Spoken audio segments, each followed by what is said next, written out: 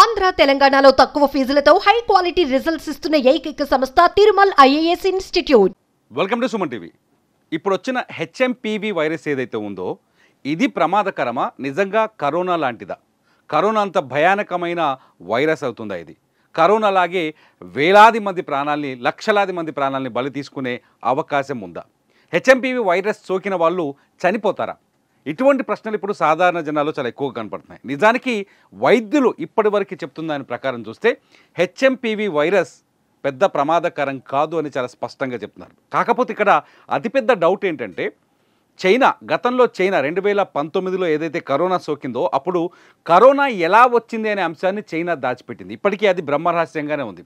చాలామంది సైంటిస్టులు ఆరోపించారు చైనాలో ఇదొక బయో వెపన్, ఆ బయో వెపన్ని ప్రయోగించారు కరోనా రూపంలో, అది మిస్ఫైర్ అయ్యి జనంలోకి వచ్చిందని కొంత చర్చ కూడా జరిగింది. చైనాకు సంబంధించిన కొందరు డాక్టర్ల పైన దాడులు జరిగాయని, చంపేశారని అదొక చర్చ కొనసాగుతున్నది. ఈ నేపథ్యంలోనే హెచ్ఎంపీవీ వైరస్ కూడా ఏదైతే ఉందో దీన్ని కూడా చైనా దాచిపెట్టే ప్రయత్నం చేస్తుందా అనే ప్రశ్న తెరపైకి వస్తుంది. ఇంకోటి ఏంటంటే హెచ్ఎంపీవీ వైరస్ కూడా కరోనా మాదిరిగానే వేగంగా వ్యాప్తి చెందుతుంది. చాలా స్పీడ్గా, ఒకరి నుంచి ఒకరికి చాలా స్పీడ్గా వ్యాప్తి చెందుతుంది. సేమ్ కరోనా లక్షణాలు ఏవైతే ఉన్నాయో అవన్నీ హెచ్ఎంపీవీ వైరస్ కూడా ఉన్నాయి.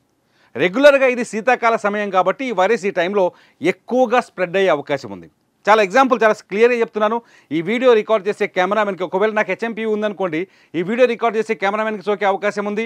అట్లాగే ఈ స్టూడియోలో ఉన్న వాళ్ళందరికీ ఈ వైరస్ సోకే అవకాశం ఉంది. అంతేకాదు ఈ టీవీ పైన నేను ఇప్పుడు వీడియో చేస్తున్నాను కదా, ఈ బిగ్ స్క్రీన్ పైన, ఈ స్క్రీన్ నేను టచ్ చేస్తే హెచ్ఎంపీవీ వైరస్ నేను ఉంటే దీన్ని టచ్ చేస్తే నెక్స్ట్ ఇంకెవరైనా వచ్చి టచ్ చేస్తే వాళ్ళకు కూడా ఈ వైరస్ సోకే అవకాశం ఉంది. Same as it is corona మాదిరిగానే దగ్గు ద్వారా, మాట్లాడడం ద్వారా, తుంపుర్ల ద్వారా, ముక్కు ద్వారా, శ్వాస పీల్చడం ద్వారా, లాలాజలం ద్వారా ఈ వైరస్ ఇతరులకు సోకుతుంది. సో ఇది సాధారణంగా ఒకసారి దగ్గినాం అనుకోండి, ఆ తుంపుర్ల ద్వారా మిగతా వాళ్ళ దగ్గరికి వెళ్ళిపోయి ఇమీడియట్లీ వాళ్ళకి ఎఫెక్ట్ అవుతుంది. ఈ హెచ్ఎంపీవీ వైరస్ అనేది ఇవాళ మన హైదరాబాద్లో ఉన్న కొందరు డాక్టర్లు కూడా చెప్తున్నారు ఇది చాలా చిన్న వైరస్, సహజమైన వైరస్. ఇప్పుడు మీరు బెంగళూరులో కావచ్చు, ఇవాళ ఇండియాలో 3 హెచ్ఎంపీవీ కేసులు నమోదయ్యాయి. పొద్దునుంచి బ్రేకింగ్ నడుస్తుంది, మళ్ళీ లాక్డౌన్ తప్పదా, ఇటువంటి చర్చ నడుస్తుంది. అయితే 3 కేసులో ఉన్న వాళ్ళంతా 3 చిన్నపిల్లలే. ముందుగా బెంగళూరులో ఒక 3 ఏళ్ల పాపకి, ఆ తర్వాత 8 సంవత్సరాల పాపకి, ఆ తర్వాత 8 నెలల పాపకి, 3 ఏళ్ల పాపకి సోకింది. వీళ్ళు వాళ్ళ అమ్మా నాన్నని కాదని చైనాకి వెళ్ళలేదు కదా.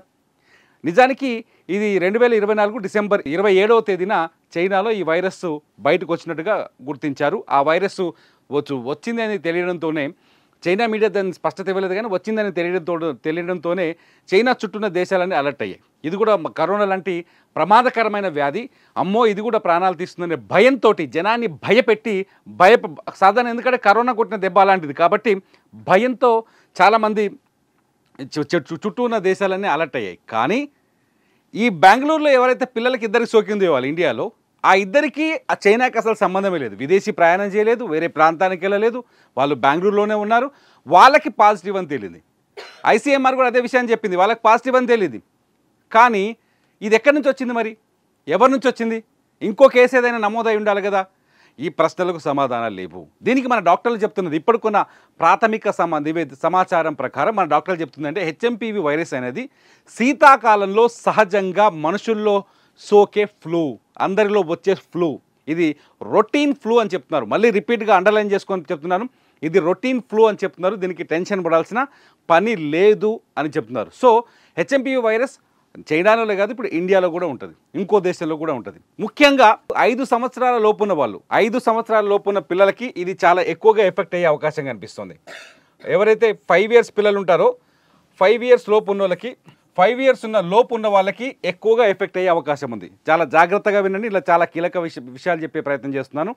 5 ఏళ్ల లోపు ఉన్న వాళ్ళకి ఎక్కువగా అటాక్ అయ్యే ఛాన్స్ ఉంది. 14 ఏళ్ల లోపు ఉన్న వాళ్ళకి కొంచెం వేగంగా అటాక్ అయ్యే ఛాన్స్ ఉంది. 14 ఏళ్ల లోపు ఉన్న వాళ్ళకి ఇంకొంచెం వేగంగా అటాక్ అయ్యే ఛాన్స్ ఉంది. ఇకపోతే ఇంకా 2 కేటగిరీలు ఉన్నాయి. ఎవరాలంటే రోగ నిరోధక శక్తి తక్కువగా ఉన్నవాళ్ళు. చాలామందికి ఈ ప్రాబ్లం ఉంటుంది, ఏంటిది, నిమోనియా ప్రాబ్లం ఉంటుంది, శ్వాసకోశ సంబంధిత ప్రాబ్లమ్స్ ఉంటాయి చూసారా, వాళ్ళకి వేగంగా అటాక్ అయ్యే అవకాశం ఉంది. ఇందులో రోగ నిరోధక శక్తి కూడా, అంటే ప్రతిదానికి జలుబు పడడం, అనారోగ్యాన్ని ఎదుర్కొని ఇట్లాంటి వాళ్ళు ఉంటారు కదా, వాళ్ళు కొంచెం జాగ్రత్తగా ఉండాల్సిన అవసరం ఉంది. ఈ శీతాకాలమే కాదు, ఎప్పుడైనా హెచ్ఎంపీవీ వైరస్ ఒకటే సోకుతుందని కాదు, ఒక వ్యక్తి నుంచి ఇంకో వ్యక్తికి సంక్రమించే ఏ వైరస్కైనా వీళ్ళు జాగ్రత్తగా ఉండాలి. ఇకపోతే వృద్ధులకి ఏజ్ అయిపోయిన వాళ్ళు 60+ ఉన్న వాళ్ళు ఇటువంటి వైరస్ల పట్ల జాగ్రత్తగా ఉండాలి. ఎందుకంటే వాళ్ళకి శ్వాసకోశ సమస్యలు, శ్వాస తీసుకునే సమస్యలు వచ్చే అవకాశం ఉంది, ఊపిరితిత్తులపైన ఎఫెక్ట్ అయ్యే అవకాశం ఉందని వైద్యులు చెప్తున్నారు. నేను చెప్తలేదు, వైద్యులు చెప్తున్నారు. సో వీళ్ళు జాగ్రత్తగా ఉండాల్సిన అవసరం ఉంది. గుర్తుపెట్టుకోండి, 14 ఏళ్ళలోపు పిల్లలు కావచ్చు, లేకపోతే ఏదైతే రోగ నిరోధక శక్తి తక్కువగా ఉన్న వాళ్ళు కావచ్చు, లేకపోతే 60 ఏళ్ళు దాటిన వృద్ధులు కావచ్చు, వీళ్ళు జాగ్రత్తగా ఉండాలి. ఉండకపోతే వాళ్ళకి ఊపిరితిత్తులో నిమ్మొచ్చే అవకాశం ఉందంటారు. మన భాషలో చెప్పాలంటే నిమ్మొచ్చే అవకాశం ఉందంటారు, లేకపోతే నిమోనియా వచ్చే అవకాశం ఉంది. కాబట్టి అది ప్రాణాంతకంగా మారే ఛాన్సెస్ కూడా ఉన్నాయి. కాకపోతే హెచ్ఎంపీవీ వైరస్ గురించి కొన్ని విషయాలు మనం భయపడాల్సిన అంశం కూడా ఉంది. ఏంటంటే ఇది కరోనా కంటే వేగంగా వ్యాప్తి చెందుతోంది. మాట్లాడుతుంటే తుంపుర్లు అన్నాం కదా, ఈ తుంపులు ఒక వస్తువును ముట్టుకుంటే ఆ వస్తువు నుంచి కూడా ఇంకొక వస్తువు, ఒక హెచ్ఎంపీవీ వైరస్ ఉన్న వ్యక్తి ఒక వస్తువు ముట్టుకుంటే ఆ వస్తువును ఇంకో వ్యక్తి ముట్టుకున్నాడు అనుకోండి, అతను కూడా సోకే అవకాశం ఉంది. సో హెచ్ఎంపీవీ వైరస్ వేగంగా ప్రపంచాన్ని వ్యాపించే అవకాశం ఉంది. కానీ లాక్డౌన్ వస్తుందా దీనివల్ల అనేది మాత్రం ఇంకా ఒక అంచనాకు రాని పరిస్థితి. ఇండియా ఎంతవరకు ఎఫెక్ట్ అయింది, ఇండియాలో భయాందోళన మొదలైంది, ఇండియా వణికిపోతుంది అనేది పెద్ద సమస్య ఏం కాదు. ఎందుకంటే కరోనా లాంటి మహమ్మారిని ఎదుర్కొంది ఇండియా. కరోనా లాంటి ముఖ్యంగా ఈ వైరస్ల విషయంలో ఉండాల్సింది గుండె ధైర్యం. చాలా స్పష్టంగా చెప్పాలనుకుంటే ఇట్లాంటి వైరస్లు కావచ్చు, ఇటువంటి వ్యాధులను ఎదుర్కోవాలంటే గుండె ధైర్యం ఉండాలి. ప్రతి వైరస్ని భయంగా, పెద్ద భూతంగా, అభూత కల్పనగా చూస్తే నష్టపోతాం, మన ఆరోగ్యాన్ని మనమే నష్టపోతాం. సో హెచ్ఎంపీవీ వైరస్ ఫైనల్గా నేను చెప్పాలనుకుంటుంది అంటే హెచ్ఎంపీవీ వైరస్ లక్షణాలు చాలా బాగా గుర్తుపెట్టుకోండి. హెచ్ఎంపీవీ వైరస్ వచ్చినప్పుడు గొంతులో మంటుంటుంది, జ్వరం ఉంటుంది, లైట్గా దగ్గుంటుంది, కళ్ళు మంతాయి, నీరసం ఉంటుంది, అలసట ఉంటుంది. మళ్ళీ చెప్తున్నాను, జ్వరం, దగ్గు, జలుబు, తుమ్ములు, నీరసం, జ్వరం ఉంటుంది. ఎట్ ది సేమ్ టైం ఇది చాలా వేగంగా విస్తరించే అవకాశం ఉంది. దగ్గినా, మాట్లాడినా, తుంపుల ద్వారా కావచ్చు, గాలిలో కావచ్చు, ఒక వస్తువుని ముట్టుకోవడం వల్ల కావచ్చు, ఇది వ్యాప్తి చెందే అవకాశం ఉంది.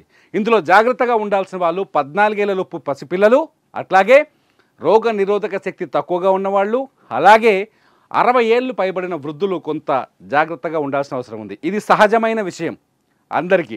ఇప్పుడే కొంత డాక్టర్లు చెప్తున్నారు ఇది సహజమైన విషయం. ఫ్లూస్కి ఏదైతే ట్రీట్మెంట్ ఇస్తామో, సాధారణంగా శీతాకాలంలో ఫ్లూ వస్తుంటుంది, ఆ ఫ్లూకి ఏ ట్రీట్మెంట్ ఇస్తామో హెచ్ఎంపీవీ వైరస్ కూడా అటువంటి ట్రీట్మెంటే ఇస్తామని చెప్తున్నారు. అయితే ఏదేమైనప్పటికీ చైనా నుంచి ఒక వైరస్ వచ్చిందంటే దాని గురించి కొంత భయపడాల్సిన అవసరం అయితే ఉంది. అందుకనే దాని సరిహద్దు దేశాలన్నీ ఇవాళ జాగ్రత్తగా ఉన్నాయి, ముందుగా అలర్ట్ అయి ఉన్నాయి. అందుకే ఇండియా కూడా చాలా అలర్ట్ అయింది. ఇప్పటికే కేంద్ర ఆరోగ్య శాఖ దీనిపైన చర్చ మొదలుపెట్టింది. అన్ని రాష్ట్రాలు నోటీసులు ఇచ్చాయి, అన్ని రాష్ట్రాలని అలర్ట్ చేశాయి. ఎందుకంటే కరోనా కొట్టిన దెబ్బ మామూలు దెబ్బ కాదు.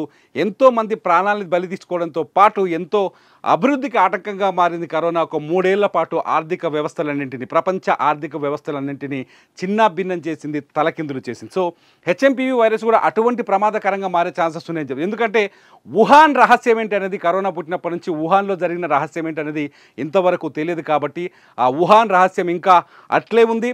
WHO వేసిన కమిటీ కూడా ఇంతవరకు ఏది నిగ్గు తేల్చలేదు.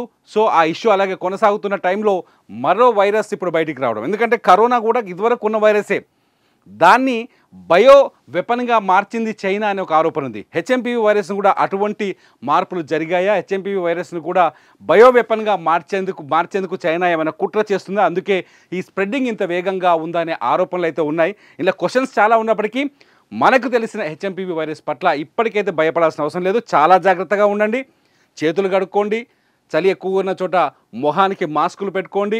కరోనా టైంలో ఎటువంటి జాగ్రత్తలను అయితే పాటించామో, సబ్బులతో చేతులు కడుక్కోవడము, మనిషికి మధ్య భౌతిక దూరాన్ని పాటించడము, తుంపర్లు, దగ్గులకి దూరంగా ఉండడం కోసం మాస్కులు ధరించడం వంటి చేశామో అవి మళ్ళీ చేయండి, నష్టం లేదు. ఒక హెచ్ఎంపీవీ వైరసే కాదు, ఇతర రోగాల నుంచి కూడా, అంటువ్యాధుల నుంచి కూడా దూరం అయ్యే అవకాశం ఉంటుంది. సో ఇండియాలో లాక్డౌన్ ఉంటుందా మళ్ళీ అంటే, హెచ్ఎంపీవీ వైరస్ ఒకవేళ బయో వెపన్ అయిన ఉంటే, చైనా మళ్ళీ బయో వెపన్ లాగానే ప్రయోగించిందనే ఒక అనుమానాలు ఉంటే ప్రతి దేశం జాగ్రత్త పడుతుంది. అప్పుడు ఇండియాలో కూడా లాక్డౌన్ వచ్చే అవకాశం ఉండొచ్చు. దాన్ని ఇప్పుడే మనం స్పష్టంగా అంచనా వేయలేం. సో హెచ్ఎంపీవీ వైరస్ పైన ముందు భయపడకండి. దాన్ని నివారించడానికి సబ్బు అనే అస్త్రం మీ చేతుల్లోనే ఉంది, దాన్ని ప్రయోగించండి.